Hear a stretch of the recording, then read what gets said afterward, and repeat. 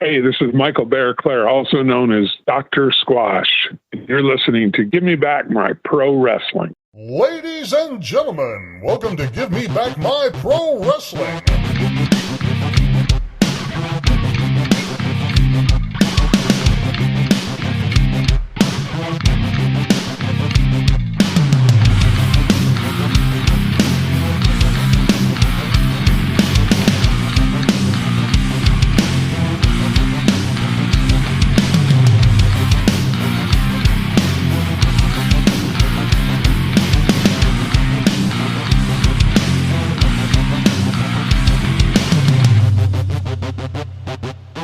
For those who don't know, now you know, baby. This is Hot Rod Biggs, Jared, Jimmy Street. We're going to take them to the limit one more time, baby, right here on Give Me Back My Pro Wrestling. Ladies and gentlemen, welcome one more time to the Give Me Back My Pro Wrestling podcast. And I'm here, as always, with my brother from the same father and mother, the Plastic Sheik, Jared Street. What's up, brother? How you doing? Good, brother. How about yourself? Man, just hanging in there, brother. Just got through with these TCW episodes with Wolfie D, and we got Dr. Squash on the show with us today, man. It's been eventful, brother. It's been eventful. Yeah, man, you've been busy. Been busy at those episodes with the Wolfie podcast with the TCW people. That's good stuff. Yeah, man. I hope people give them a chance, seriously. That's a juggling act, too, man. All those people on one podcast, man. Yeah, and I've got ideas for us like this, similar to that, too. I'll send you a message on the side about, but I definitely think it opens up the door because it kind of gets, it serves two masters. It gets people on the show, and it gets cool topics to talk about and stuff like that. So yeah, I was happy, and it was something I was concerned about at first, but actually ended up being smoother than I expected. So can't complain there. But yeah, man, and now we've got Dr. Squash coming on. I'm excited to talk to him. I don't know him, but he had a little run in the business in Nashville, and he's also a world-renowned musician. So very excited to be able to talk to him because, he kind of did at a larger level what I had dreams for on both, so. Yeah, man, it's going to be a good one. I just feel like I'm going to have to ask you about Hal Ketchum. Yeah, for sure. Definitely got to talk about Hal Ketchum. But of course, we had Steve Morton on the last episode. Everybody seemed to enjoy that. Definitely always fun to have a Morton on the podcast. It's just good times. So absolutely, it's good stuff. Now we got to get Ricky, Cody, David, all of them.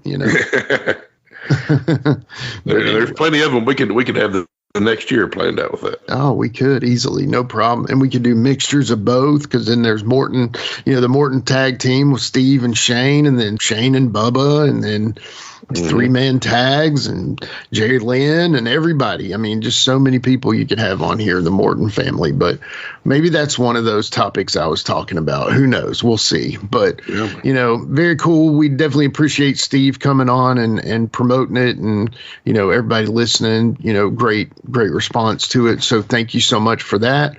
And honestly, got some cool news, by the way. Wolfie D and Jamie are going into the Memphis Hall of Fame, man. Oh, so, nice. That's big. Yeah. Yeah, it's a big class, too. It's got Jimmy Valiant, Dr. Tom, Danny Davis. Man, who else? I mean, there's so many people in it that was like, holy cow. Rock and Roll Express. Oh, man. Good stuff. Yeah, man, Jimmy, just some cool people to be in that. So they're going to have a little deal on September 21st in Jackson, Tennessee. Definitely look up those links to buy your tickets now. But PG-13's going in the Hall of Fame, man. But definitely very cool to see that. So well deserved, man. Well deserved and long overdue. So congrats, fellas. You probably won't hear this, but good job. Yeah. Well, other than that, I don't really have anything right now. I know Powertown's wrapping up their second series with their pre-orders, so that's kind of cool. Yeah. I already got mine in, so it's Day one guy? Are you a day one-ish? A day one-ish. No, I don't know. Day one-ish. I didn't do it day one, I don't think. But. Yeah. Had they emailed us back that last time, you might have day one'd them. No, I'm just kidding. Might have, yeah. Anyway, yeah, Powertown, definitely support them. Y'all, they probably put out, I would say, the best figures out there. And I'm not a figures guy, but, you know, in my opinion, they looked like the best for sure. So, yeah, they got seem high quality ever since they kind of got torn apart for that first batch that came out. So leg popping. Yeah. Yeah. Well, you know, one guy that ain't going to pop our legs today is Dr. Squash. So let's talk to him right now. All right, let's get it going. All right. We'll be right back after these messages with Dr. Squash on Give Me Back My Pro Wrestling. As a scientist, I can tell you that Sundays are only 24 hours long. But with NFL Sunday Ticket and YouTube TV, you get every game every Sunday all in one place. That's upwards of 30 hours of NFL in one day. How can there be 30 hours in 24 hours, you ask? I have a theory. Magic. New users get NFL Sunday Ticket for 8 payments of $34.50 per month. Sign up at NFLSundayTicket.com. Local and national games on YouTube TV. NFL Sunday Ticket for out-of-market games excludes digital-only games and commercial use. Terms and embargoes apply. Availability varies. Hey, it's Paris. You know I love sparkly things, right? Like stars. Duh. And thanks to Hilton and AutoCamp, I just slept under them. Picture me, serving looks by the fire outside my luxurious Airstream, making s'mores with the kids, while a national park is our backdrop. The great outdoors meets Hilton hospitality. That's hot. Explore all the new ways to stay at Hilton.com. Hilton for the stay. With a major selection of the looks your kiddos love starting at just $4 in the Walmart app, a new school year means a stylish new them. Who knew? Find skater skirts and Crocs that say, I'm casual but cool. Sparkly sneakers that say, it's my classroom, you're just learning in it. And preppy polos that say, I'm the teacher's pet, even if they're mommy's menace at home. Find their favorite styles starting at just $4 in the app. The Walmart you thought you knew is now new. This episode is brought to you by State Farm. Life gets easier with great assists, and State Farm is here to dish one your way. Get in touch over the phone or on the app to get the teammate you need. State Farm with the assist. Like a good neighbor, State Farm is there. Coverage options are selected by the customer. Availability and eligibility vary by state. Are you a pro wrestling fan? Well, stop by Captain's Corner, where you can get autographed photos, cards, magazines, and figures from all of your favorite wrestling superstars of the past, present, and future. You'll also be able to participate in live signings in the weeks and months to come. Make sure to stop by Captain's Corner on Facebook and give us a holler. Remember, cheers to the working man. All right, we are back with Give Me Back My Pro Wrestling, and our very special guest of the day. Been very excited since we hooked this one up. Now is the time for the good doctor, and that is the Dr. Squash. Bear, welcome to the show, brother. Thank you for coming on. It's a pleasure to be here. Good to have you. Yeah, good to have you, buddy. Okay, so as we all know and all of our listeners know, we always start off every show with the Plastic Sheik's favorite question. Take it away, Sheik. All right, Bear. So this is going to let the listeners and us get to know you a little bit. When it comes to wrestling, like if you had a Mount Rushmore of like 4 or 5 people in the wrestling business, industry, whatever, it can be any walk of life in the wrestling business that are your like top 4 or 5 guys that have influenced you, you like to watch, whatever. Who would they be? Well, honestly, I had great respect for Gypsy Joe. He was one of my trainers. Oh, yeah. And beat the hell out of us a lot. I was going to say, he was tough, and I had Tojo as a trainer. And Tojo also beat on us, which was great. And Rocky Johnson. Rocky was really my first trainer. Gotcha. And worked out with Rocky a lot. Yeah, I miss him. I really miss him. That's a loss. Ric Flair, of course. I think Rick, come on. Yeah. Is there anybody better? And Ricky Morton. I got to tell you, I love Ricky Morton. We worked with Ricky in the IWA. Yeah. And Ricky, he talk about a promo king. My God, he can just kick out a promo like in his sleep. Yeah. Yeah. Such a baby face, too. I mean, like. Yeah, he was great. Yeah. I mean, he's my favorite wrestler of all time. No question. I think I used to even make people call me Ricky as a kid because I was such a fan. Yeah. You had a mullet rat tail thing going on. Yeah, I did. Mick Foley is he's a really good friend of mine. I've known Mick forever, and we still stay in touch. And that's awesome. And talk a lot. And Mick has to be in there too. I mean, Mick did stuff nobody dreamed of doing. Yeah, no doubt. So, yeah, he's definitely got to be in there. That Nestea plunge move that he took every week or every day on the ground, man. I mean, everybody talks about the 25-foot drop from but that's one time. Your body can kind of absorb that. The problem is Mick had been doing that Nestea plunge on the concrete because Bill Watts pulled up all the mats. So, Anyway, man, love you, Mick. Yeah, I do too. And Mick's getting around pretty good considering the damage that he inflicted. I mean, he gets around pretty good still. He's had some surgeries, I'm sure. I know, but it's yeah, but we all have his body's taking a beating, and he's always had that kind of almost like a wobble hitch in his step or something like that ever since he retired. As Ben Jordan calls that, that's the wrestler limp. That's how you can know. If you got a crowd of 100 people, you can always pick out the wrestler because of the wrestler limp. Well, Terry Funk, man, walking to the ring. Yeah, that was Terry. Something to see. Oh, I know, Desperado playing, whipping that. I mean, man, Terry. I kind of go back and forth on this because, I have my Mount Rushmore, and I'm not going to go over that. I don't want to bore the people, but, Rick and Terry, they're two on there. Ricky Morton is my all-time, but, Terry, there's a great argument that Terry is the greatest wrestler of all time. I mean, I really feel like that there's an opportunity to make that argument. And, that's a valid argument. Yeah. Promos,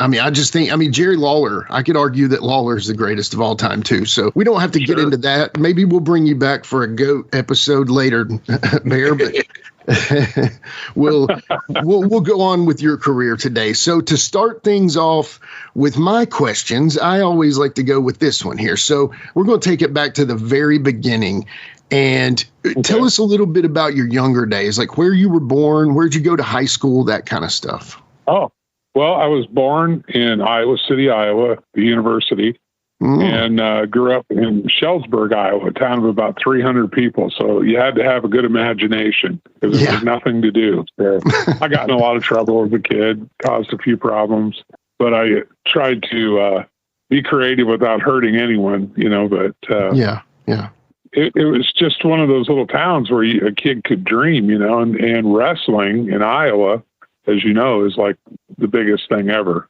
Yeah, no doubt. Gable was big when I was a kid. Chris Taylor was big. We used to go to McElroy Auditorium and watch the Bulldog Bob Brown, Buzz Sawyer, Avalanche. All those guys were there. Bob Geigel, Baron von Raschke. All those guys. So when I was a kid, I just loved it. But I was a musician, and I've been a musician. Road Dogg was on earlier, and I saw that, and I laughed when you guys were talking to him, or I don't know if that was your podcast or somebody else's, but it was hilarious. Yeah, it was the Wolfie D. I'm in that one, or there's a tying line there, so yeah. Okay. Yeah, but I had to laugh because they go, or I can't remember exactly the question, but it had to do with my working, and he said, "Well, he's the opposite of good." It was a little stiff, but I laughed hard. Brian and I had so much fun with Brian. In that band, and he's so talented. Yeah, Brian could have been a rock star. He really could, and Brad too. Brad sang with us for a short time as well, and I sure miss Brad. Brad was a great guy. Yeah, he's arguable as one of the greatest in ring for sure too, but I want to save that discussion for just a little bit, Squash, if you don't mind, Doctor. We'll get to that in just a minute, but I definitely want to talk about that. So thank you for bringing that up. But so let's keep going with your starting wrestling. So when do you remember It was really kind of funny because I had played music my whole life. That's all I'd ever really done. Right. So I was down in Nashville, and I was working with Charlie Walker on the Grand Ole Opry. Mm-hmm. And the Road Warriors came backstage because I knew they were in town because I worked at a gym during the day, Living Well Fitness Center. Okay. And I had worked in a gym up in Fort Dodge, Iowa, so it was a natural thing just to go to work for Living Well. And, of course, all the boys worked out there, all of them. That's where everybody went. Scott Hall, everybody. Scott and I were good friends. And so they would come to the gym, and we had a room in there set up that had some 3-inch thick mats in it. And they would come in there. And so I was watching them. And Hawk said to me, he said, "Man, you're a big boy. Where are you from?" And I said, "I'm from Iowa." He goes, "We're from Minnesota," being funny. And we just hit it off and became good friends. And I said, "Well, what's it pay?" And he told me, and, music wasn't exactly, a get rich scheme back then either. So I thought, well, this, it's like fun. Right. And I've always been very creative as far as, storylines and things. That was really what I did. I just didn't have any budget, Yeah. Yeah. And Reno Riggins, who I deeply respect. Reno was a good kid. Absolutely. He wanted to start a wrestling group, IWA, International Wrestling Alliance. And I don't remember exactly. We had some kind of falling out, and I don't even remember what it was, but it doesn't matter. I really like Reno. I think he's a great guy. Yeah. And I look back on all this. You got to understand it was really kind of a cool time in my life because I got to do a TV show. Maxx Payne was a big factor in it too. Max and I kind of came up with the storylines and the characters. Yeah. And anyway, I got trained by. I started with Rocky. Rocky Johnson was coming in the gym all the time, so I started lifting with him, and then he started my training. And then Rocky, I think, he went to a different territory. He was doing the Memphis territory with Jarrett, and he left because I think Fred Ottman was there too. Fred was can't remember the gimmick he had then, but he was working with Rocky in Memphis. Yeah, and then they ended up leaving, and the Steiners came in. So I knew Scotty when he first got in the business, and he's always been huge, but he looks way different now than he did then. Yeah, he was definitely. Always good, but I'm trying to condense this for you, so apologize. It's okay. And I ended up training with Tojo.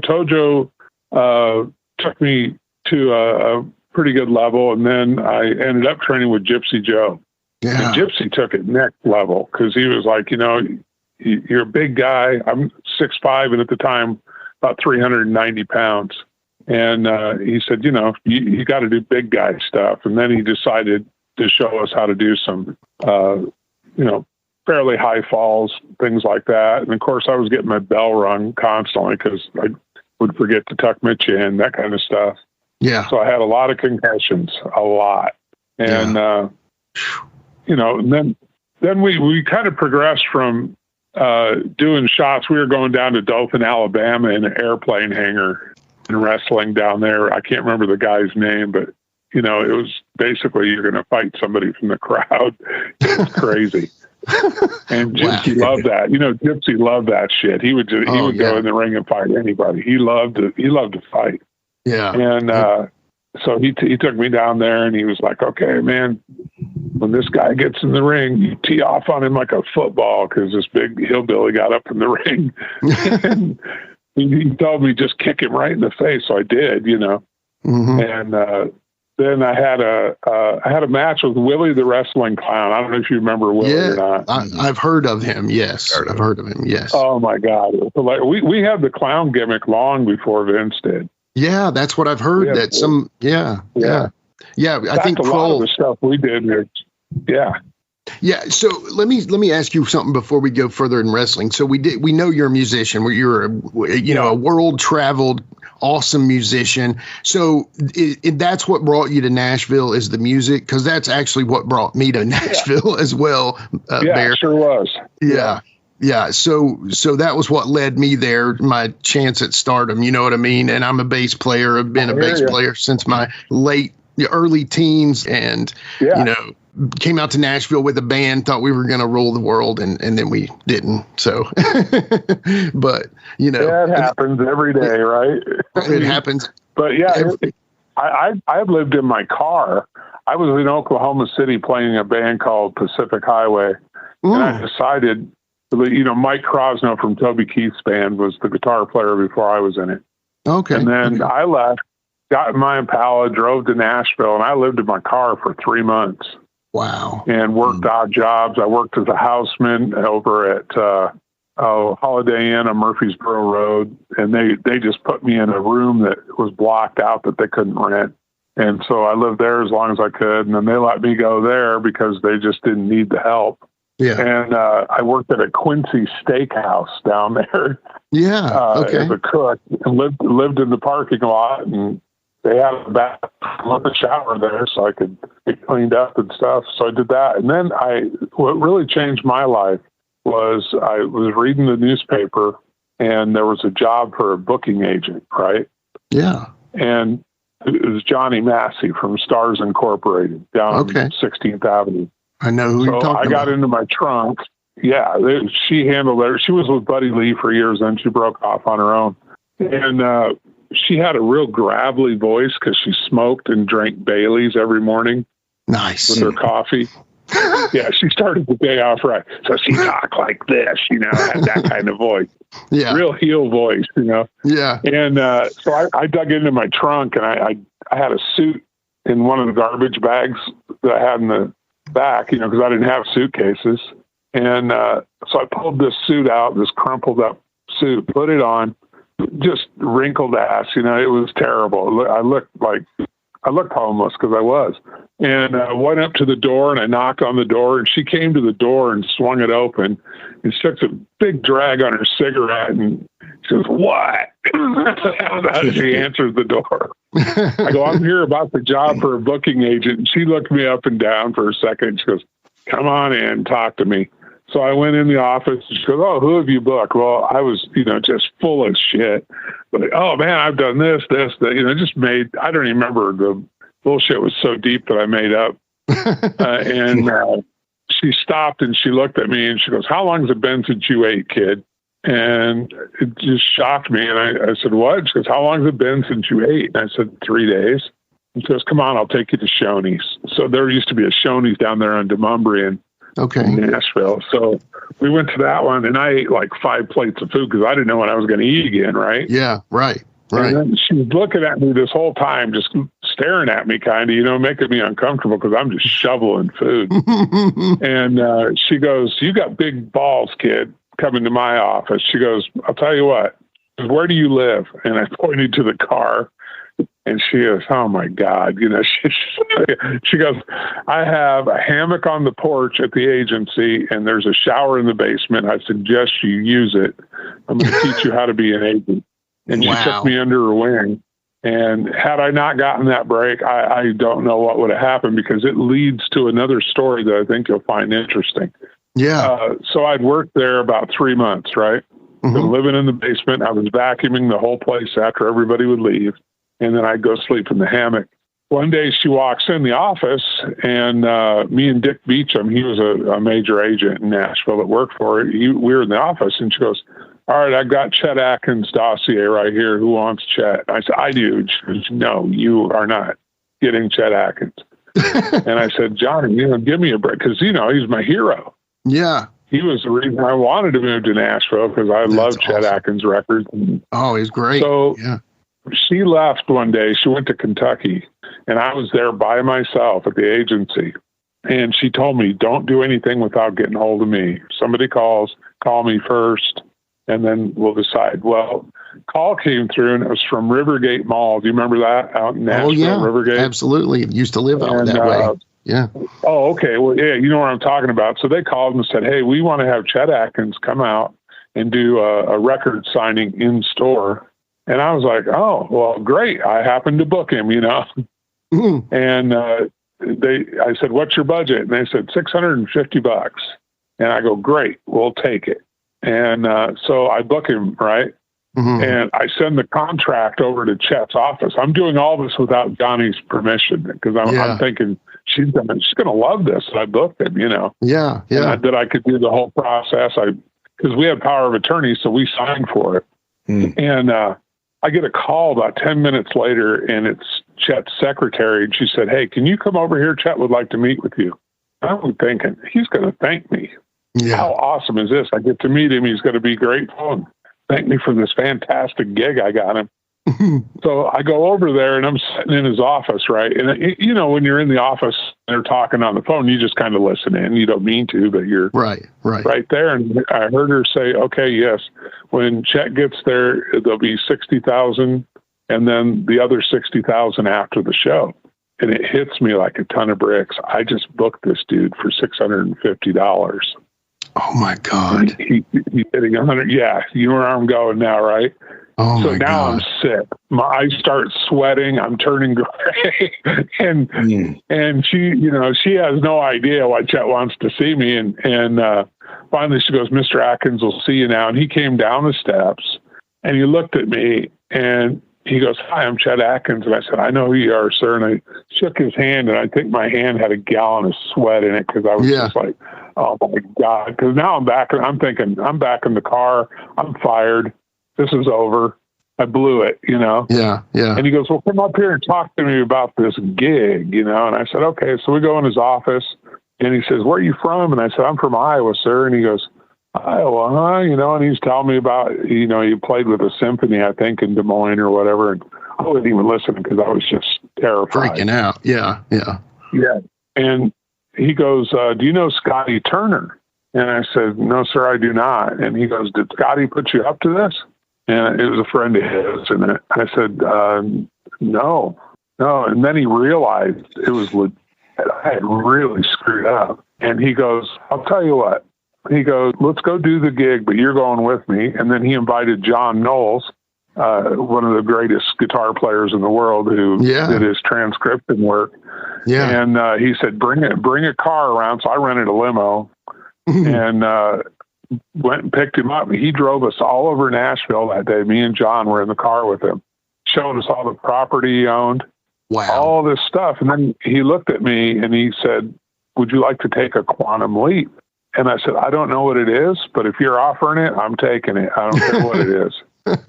And, what I left out of that story was when Johnny got back that night, oh my God, I was down in the basement and she's screaming. So like, "Get your ass in my office." Got in there, says, "What in the hell have you done?" And then she really freaked out when I told her that Chet called me and had me come over. And she goes, "You went to Chet Atkins' office?" And I said, "I did. I went in and talked to him, and he wants to do the gig, and I got to find a car." And she's like, "You could fall into a pile of shit and come out smelling like Rose." She goes, "How did you pull that off?" Because he was getting, over 100K. Yeah. And so anyway, we went and did that gig, and I sat at the table with him while he signed autographs, me and John. We just watched him. And then we got back in the car, went to Wendy's through a drive-through in the stretch limousine. It was fun. That's awesome. And we became best friends from that day forward until he passed away. Wow. And he really took me under his wing. He taught me the business, taught me about publishing. He got me my gig with Charlie Walker on the Grand Ole Opry. That's awesome. And I started getting session work with guys like him and Ray Flack that have played for Ricky Skaggs. Ray and I are still best friends. And we have chess. We've been playing chess online for over 24 years. Wow. Day. Wow. I've been very, very lucky, and I got to meet Waylon and Jerry Reed. I got to know Jerry very well. Man. Tom Brett was one of my best friends. So my background was very much music. As Steve Miller's a good friend and a mentor. Kev Moe. The list, I could go through the whole list, but it'd take a while. And I don't mean that to sound like I'm bragging. It's just a fact. It's legit. Yeah. The credentials are real. And, That's Promotional consideration paid for by the following. Gatorade is the #1 proven electrolyte blend designed to hydrate better than water. So you can lose more sweat and raise your game. Gatorade. Is it in you? This episode is sponsored by Friskies, who would like to tell your cats hi. Now, if that didn't get your cat's attention, there's one thing that always does the trick. Just pour some Friskies crunchy food in the bowl and you'll hear those paws come running. Works every time. With so many Friskies choices, you can always bring your cats running from their secret napping spots. There's always more to explore. See for yourself at friskies.com or visit your local store. Ladies and gentlemen, welcome to Give Me Back My Pro Wrestling, the podcast that's based on the old school but can still help you find the good stuff from today. Jimmy Street and the Plastic Sheik, Jared, are the undisputed tag team champions of the wrestling podcast world. From thought-provoking topics to superstar interviews to action figure expertise. This team does it all, and all they ask is, give me back my pro wrestling!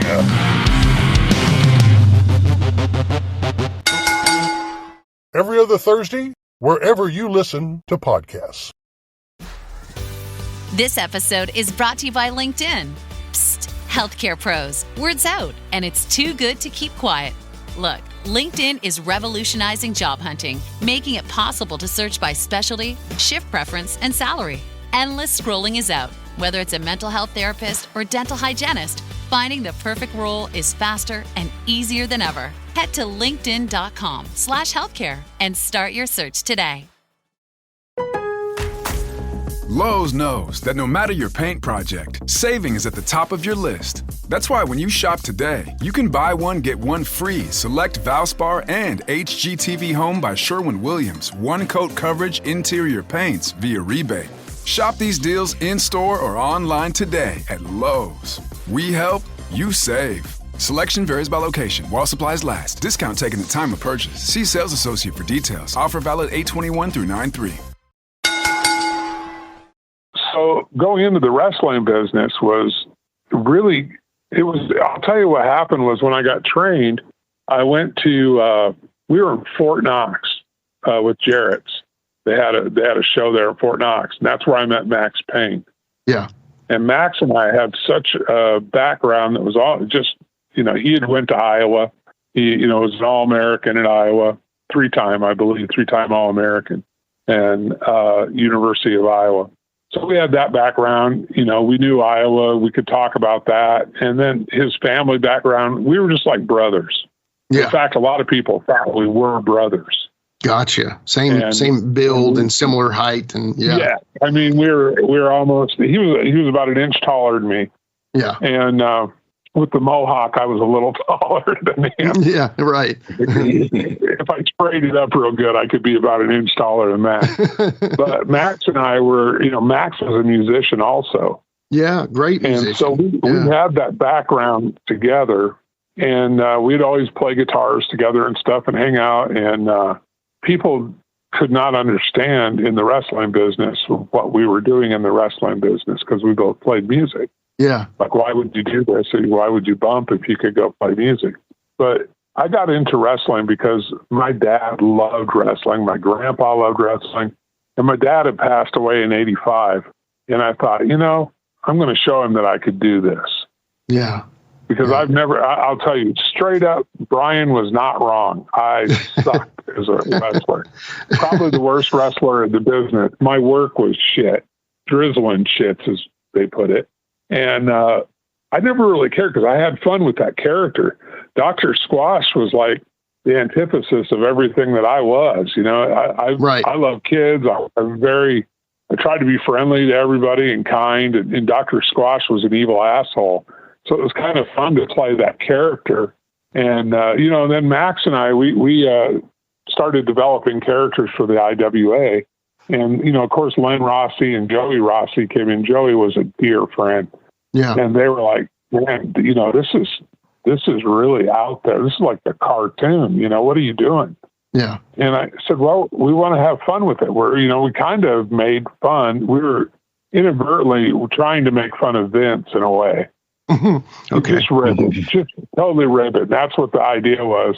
That's cool. And we made fun of everybody. We had, I think at one point we had a guy that we dressed like Dundee, who was a midget. And we had him wrestle Jerry the King Lawler midget. And no disrespect, I love Dundee and Jerry. It wasn't even about having heat with them. It was just making fun of the business, kind of, Yeah, of course. and having fun with it. And then we developed this character called Luscious Leslie Love.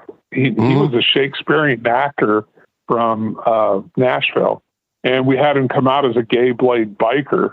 Nice. And I'll never forget. I was sitting at the announcer's table the first night he came out. I think his name was Dick Sherman, the guy that was doing the announcing, and he covers the mic and he looks at me. He goes, "What the hell is this?"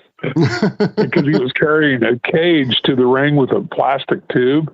And I said, "That's Butch, the man-eating gerbil that he would carry to the ring with him." Straight up, guys, we did that, and. So then, of course, I got calls from, the TV station was saying, "Hey, we're getting a lot of heat over this character, And I said, "Well, just wait, because it's going to get worse." And we put him up. We had him do a run. Yeah, seriously. We had him do a run with Willie the Wrestling Clown, and it was, oh, my God, he drew so much heat. Yeah. Luscious Leslie, because we'd have Willie go out and give kids balloons. And then Luscious will go out and pop them, that kind of, just real cheap heat. It wasn't good heat, and we knew that it was crap. But we just had fun. We had a character called Barry Cuda, and he wore a fish suit. He had like Paul Pig. He was a big bodybuilder, but he had like fins on the arms and stuff. I mean, we had no budget. So there was literally no budget. I was just going out and getting sponsors like Jiffy Burger in Manchester, that would just cover the airing of the show. We did all the filming, editing, everything ourselves. Cause that was another thing I did. I got a background in. Yeah. But that's what we were working with Bubba and Mike. You guys had Bubba on earlier. Right. I love Bubba. Bubba is like, he will always be brothers. And I love Mike Ayers too. I want to say that. Mike, he was one of the toughest people I've ever known. And, we had a lot of fun with the interns and Dr. Squash, because that gave us all a chance to just go out and have fun, because those guys were both jailers at the time. So they worked under hoods. Yeah. Right. Yeah. And it was a hilarious gimmick. It really was. No, it was. And the way they acted, oh my God, it was so funny. Oh, well, and then I don't know if you ever saw that bit we did with the doctor's office. Yes. So yes. We had, recently. Where they hit the homeless guy with the ambulance and then they bring him to my office and hey, we're going to get the doc some business, that kind of thing.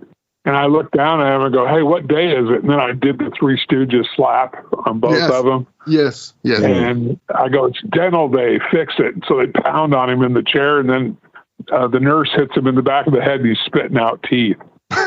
And so when I sent that tape to the TV station, which was Channel 2 in Nashville, I got a call from our salesman, Ralph, and he was like, I don't know if we can air this. It's really violent. I said, "Is there any blood in it?" He goes, "Well, no, but the guy's spitting teeth out." I said, "Do you really think anybody believes that he's really spitting his teeth out into a platter, one by one?" And I said, "Just air it. Just trust me, air it." I think we were only on the air. We were on less than a year. Gotcha. Okay. But we had so much fun making that show. We did insane, stupid skits during the show, and it was more like Living Color meets wrestling. We just made fun of everything. There was nothing sacred. Yeah. So we do have some listener questions. A great friend of the show, former guest of the show, Quentin Charisma. I'm not sure if you know Quentin, but Quentin's incredible. He's a great guy, but he loves the IWA and so he's kind of our behind the scenes question guy, So because he's forgotten more about Middle Tennessee wrestling than we remember. So Jared, I'm going to let you take the first Quentin question since it works so perfectly for what we're talking about. So. All right, Bear. So he says, before you started the IWA, you were doing security on Saturday nights at the fairgrounds. When did the Jarretts find out that you were going to start a promotion in Nashville? And was there any heat from the Jarretts? And did they ever try to stop you from running? I don't think they took us serious because they saw the show. Okay. And they saw the production quality. And I remember talking to Chris. I hope there was no heat, because I remember talking to Christine, and she was just shaking her head like, "You're an idiot," you know? Yeah. Yeah, I am. I am. I'm kind of like Jackass in the wrestling business. We're just doing stupid bumps, and getting hurt all the time. And we tried. We weren't like ECW or anything. I mean, but yeah, I remember because Peaches. I don't know if you remember Peaches. Yeah, he was their head of security. Peaches had told me, he goes, "Man, if you're going to air this thing, I can't have you working out in the fairgrounds." And I said, "Okay, that's fine. Because we're going to air it." Right. And I wrote the theme music, did the voiceover, and got it to the station 2 days before it aired. You're doing it on my schedule. Yeah, exactly. You know what I'm saying, don't you? Yeah, I do. I definitely. Kind of like, oh, we got to be on it at 9 o'clock. Okay, we'll be there at 7 with the tape. we'd be like trying to come up with stuff to fill it, Yeah. And so if we needed filler, Maxx was always around too. So Maxx would do promos for anti-drug promos and, just anything that we could throw at it. We had soap opera laundry. Yes, I remember. So the interns went in and did that gas commercial we did for them. And I did one, it was for Howard Cherry, the guy that had Ernest, the guy that had Ernest, all that. John Cherry. Cherry. Jim Varney. Yeah, John Cherry. Yeah, it was Jim Varney. And we did a thing. He had gotten hold of Terry, or Hogan, and I was on the other line, and so we did a split screen. It was like, "Hey, you got to bust it down to this Subway shop." Don't even remember the name of the shop. And Terry, of course, Terry did his thing, and he goes, "Well, what is it?" And I go, "It's called the Hulk Hoagie." It was the worst commercial ever in the history of commercials. It had to be I've never seen it again. Yeah, I think he aired it once, and one and done, and pulled it out. We did like car commercials that were just insane. I had one where this guy wanted me to sell boats for him on the commercial. So I had a guy stand in the boat, and I was spraying water on the windshield out of a hose. Yeah. I was going, "Can you feel the surf? Can you feel it?" It was ridiculously bad. So I did a bunch of stuff like that. Me and Maxx just tried to create stuff that was really funny. And, Maxx and I had kind of a falling out later, but, I've always loved him, and he knows that. Yeah. He basically ran off of my ex-wife. Yeah, it was cold, but he did me a great favor, and in the end. In the end, it was a great, it was like, "Thank you, Maxx." And I've had a much better life since, and but I if he's listening, hey, I miss you, brother. No hard feelings. I have zero hard feelings towards him. But did they stay together? I don't know. That's a great. I have no idea. Couldn't tell you. So obviously we talked about the Jarretts and stuff. So let me just put in this quip. I think the listener would be surprised at how much I'm working on a show up until the time that it drops. I mean, seriously, like we drop it at 12 a.m. on Thursday morning, and I've been working on it at 11:58. So yeah. I know the feeling too. It's like, I got to get this last edit done. Yeah. You look at it and go, "Oh crap, I forgot something in the credits or whatever," and you got to drop all that in. Yeah, exactly. So talking more about the Jarretts and the TV show here, it says, Quentin also asked, he's got like 4 or 5 questions, so just hang tight with us. He says his TV show was on the same station as the Jarrett show. Did he try to get the time slot right before or right after their show aired? Or also did the Jarretts ever go to the station to try to get it kicked off? I believe they did. If I remember right, Jerry was not happy with the station for airing it. Okay. The station, I really had to talk Ralph into taking the program because he was like, "Well, we've already got, we've got Memphis wrestling." Yeah. I said, "Well, this is a little different, Right. I tried to pitch him. Maxx and I went in there and pitched him on, this is a different kind of wrestling show. It's not like the others. Gotcha. And, And so Ralph rolled the dice with us, and I think we had signed on for 12 episodes is what we were going to do. I can't remember how many we did. I think we did 10. Mm-hmm. I've got it on disc. I don't watch it, but yeah. But yeah, it was. I think there was some heat with Jerry over that. With not so much with us because he thought we were a joke, and we were compared to what they were doing. But I think he was more pissed at the TV station for actually airing us. And I do believe that there was a couple times when it did air, either right before or right after. Yeah. And I can't remember. There was 2 times I think that happened, and then they stopped doing that. And I think that was because Jerry called them up. But yeah, great respect for Jeff and Jerry and Christine. Oh, sure. Randy Hale and all those guys that worked there. And Lance Russell was one of my favorite human beings. Oh, greatest announcer, too. Why hit toss? So, yeah, he was a trip. Yellow. Yeah. Yeah. He went to the well one too many times, man. He had great lines. Oh, he did. It was fantastic.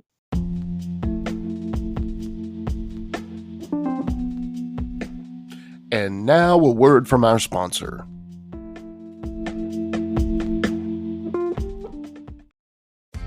Are your business expenses playing hide and seek? With Uber for Business, the small spends that slip through the cracks, like rides and meals, go right where you need them. Because it integrates with leading expense platforms, you can say goodbye to surprise costs, missing dollars, or chasing receipts. Everything's track downable. Uber for Business. Make small steps that make a big impact. Learn more at uber.com/small steps. Are you a forward thinker? Then you need an HR and finance platform that thinks like you do. Workday is the AI platform that helps propel your organization, your workforce, and your industry into the future. Workday, moving business forever forward. I was deep in it, gaming on Samsung Galaxy Z Fold 7.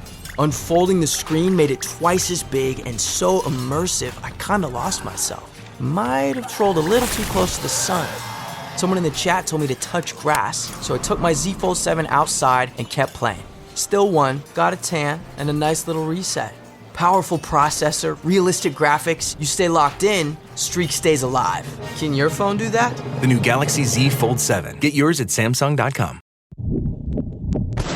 This is Kroll, and you're listening to Give Me Back My Pro Wrestling with Jimmy Street and Jared the Plastic Sheik. Be sure to like, subscribe, and view all of our USWO and Saw Wrestling content at Nashville Wrestling Network, exclusively on YouTube.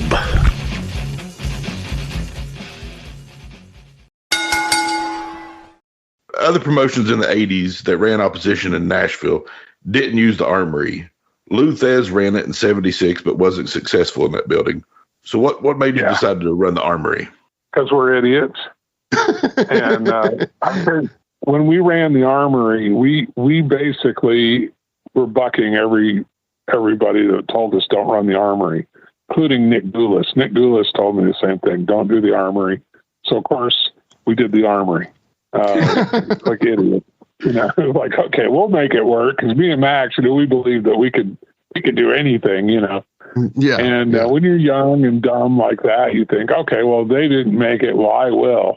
Well, when 3 people showed up and I owed Orville, I can't remember what it was for the ring back then, a couple $100, and I didn't have the money to pay him.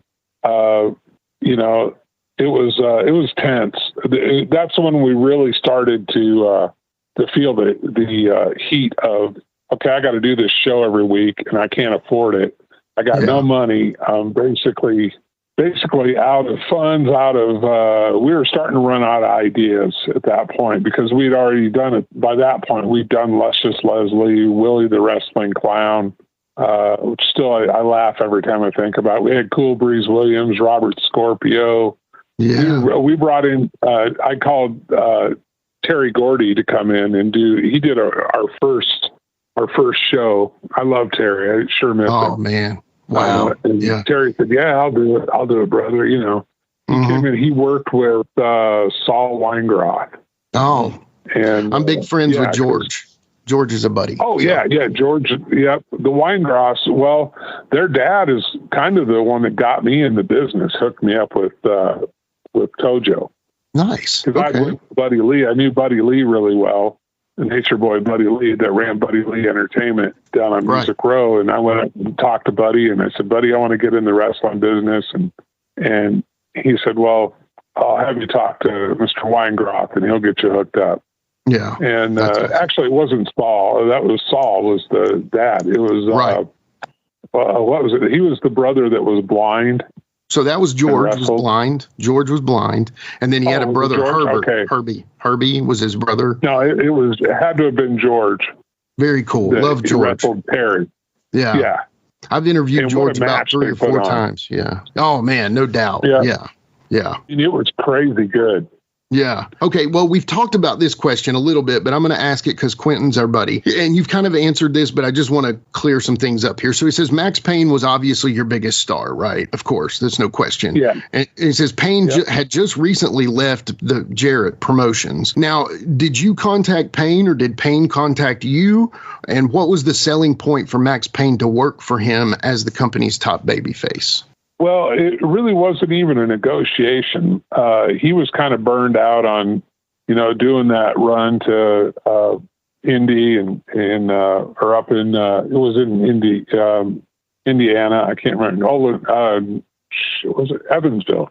Yeah, he'd been doing that whole circuit. Evansville, and then we'd go to Memphis and do TV, and then come back to Nashville, and he was just kind of burned out on it. He wasn't really making any money.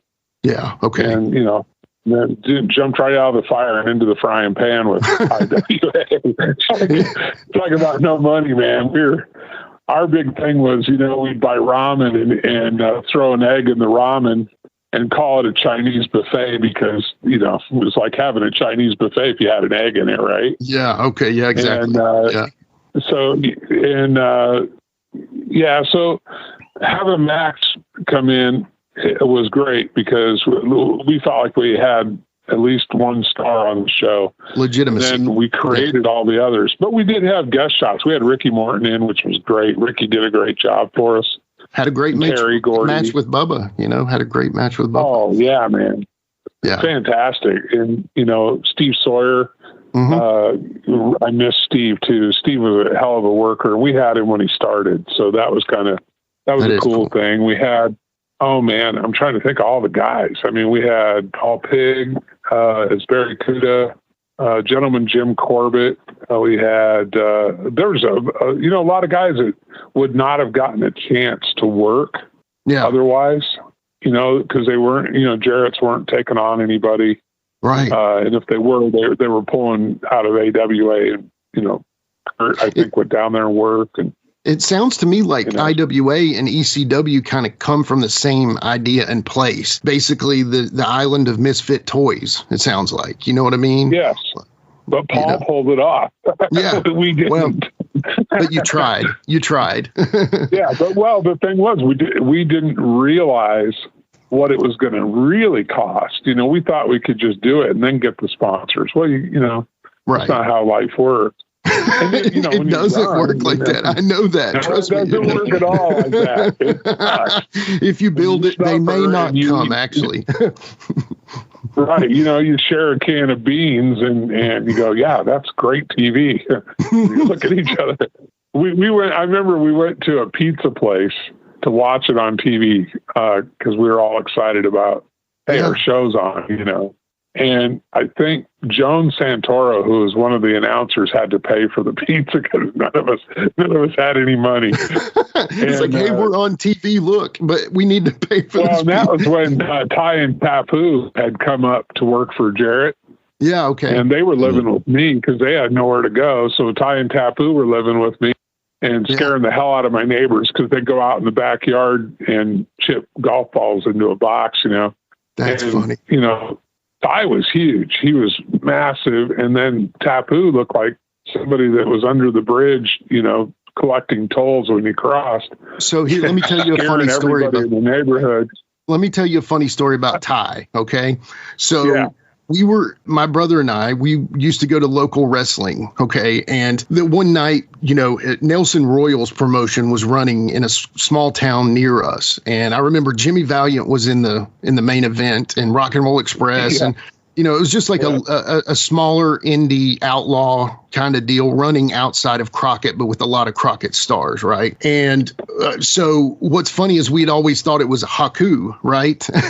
We thought this was Haku. And Jared, we rushed the bottom because we want to go give Jimmy Valiant high five after his match. Well, it turns out that Ty comes out into the crowd a little bit because everybody's rushed around Jimmy, and my brother walks directly into like his arm or side and slimes sweat his entire face.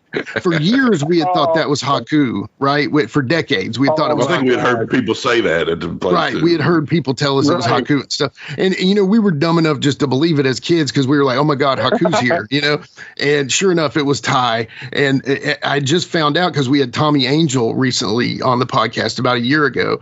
And Tommy was in that Nelson Royals promotion. So I started doing a lot of research. And I said, Jared, I bet that's this dude. And I bet it was Nelson Royals promotion, because we never knew the promotion or anything.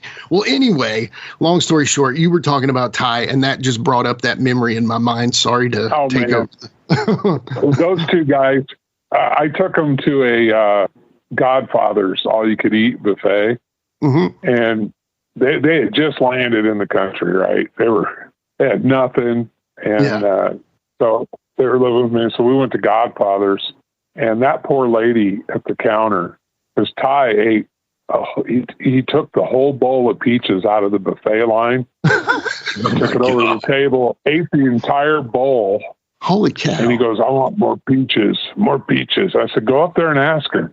So he took it up there, and she opened a whole can of peaches and dumped the whole great big can into the bowl. Oh, my God. He's like, thank you. More peaches. And then we'd be in Kroger, and they would be eating on the raw fish. They would pick up a raw fish. They eat it while we were walking around the store. And I love those guys. Here's the thing. A lot of times people get on these podcasts and, they'll have heat with somebody or something, and they'll say something terrible about them or they did this or that. For me, I want to say to everybody that's ever been in the ring, everybody that's got in there and did their best, and sometimes it wasn't good enough or it just wasn't, who cares? Yeah. We got to do something that most people will never, ever experience in their lifetime. Yeah. And the thrill of being out in front of a crowd, and it's just you and your body. You got to go out there and make it happen. It's not like music for me and you, right? Because music, you have a band. Right. And you can cover each other. You got one of the guy in the ring and a referee. Right. And you got to tell a story, and you got to build a storyline. And man, that ain't easy. People that think this is easy are insane. No, and isn't it crazy when I'm sure you noticed it too when you first got into the wrestling business? I was telling all the guys like Jeremiah Plunkett, I used to ride with him a lot. A lot of the guys. I'm like, guys, you don't realize how close wrestling and rock and roll are. It's crazy. Oh, it's same starve to death until you get a good contract, and then that contract you starve to death for a while. I mean, seriously. That's right. I was explaining to people because we would do these long car trips to like Illinois for Burt Prentice or whatever, and I'm like, guys, you don't realize how close rock and roll and wrestling are. It's crazy. I mean, it is somewhat of an ego-driven business because you're trying to push yourself, whether or not you're in a band or not, you're still trying to stand out as a performer, and it's crazy how close they are, Oh, it's exactly the same because, I toured for about 38 years all over the world, played music everywhere. Yeah. And I can tell you without hesitation that it is absolutely no different than crawling into the car with the boys and going down the highway. Yeah. You're eating the same crappy food. You're running down the same road. You're playing the same arenas. Mm-hmm. Mm-hmm. And it's exactly the same. It's, everybody starves. Yeah. That's right, it's the talk of Middle Tennessee, the channel you love to hate and the channel you hate to love. It's Brian Turner from Brian Turner's VHS Rehab. And if you're looking for matches from Wolfie D to Jerry Lawler to Dusty Rhodes and the team that put a pimp before your eyes and a goatee between your thighs, Booty Call and Athena, go to lostwrestling.com. See, I made it easy for you. Brian Turner's VHS Rehab. Booyah. Hey everybody, Gene Jackson here, inviting you to check out the Retro Wrestling Review, where each week I'm joined by some great co-hosts who help me review classic episodes of USWA Championship Wrestling, and right now we are doing week-by-week reviews of 1993. But we don't just do reviews, sometimes we get a chance to interview some of the people who were there and lived it, plus do watch-alongs. It's a lot of fun, so check out new episodes that drop every Wednesday at WrestleCopia.com, and to find links to everything associated to the podcast, you can go to uswapodcast.com.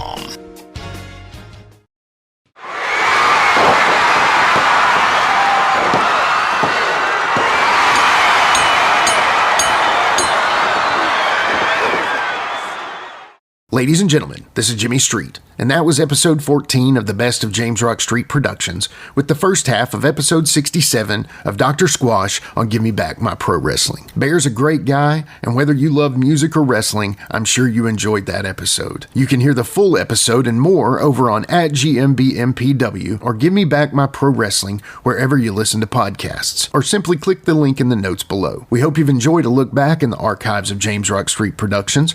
Check us out next week to see what else we have in store. Until then, follow @GMBMPW and @JamesRockStreet everywhere. Peace. With a tear in my eye, this is the greatest moment in my life.